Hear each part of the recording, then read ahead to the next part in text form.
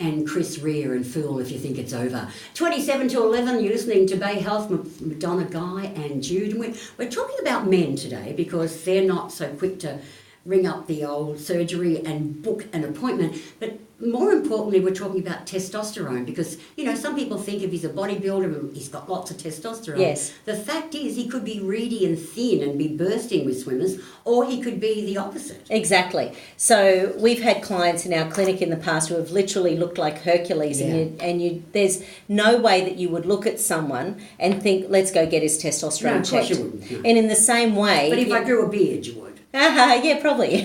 For you, absolutely. I haven't, have I? No. No, so it's one of these things that, once again, it's a mental challenge for men to ask for something like that. But not just testosterone, asking for a full hormonal count.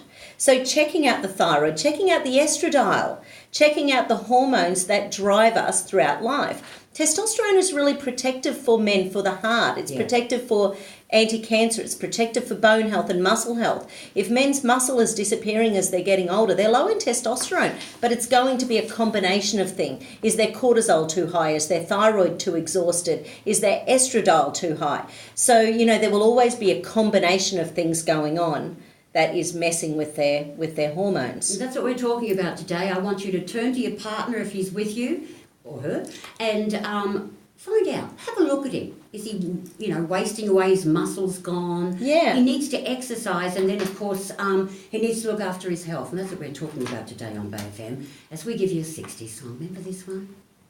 Eve of Destruction by the Birds on Bay FM. So I'm trying to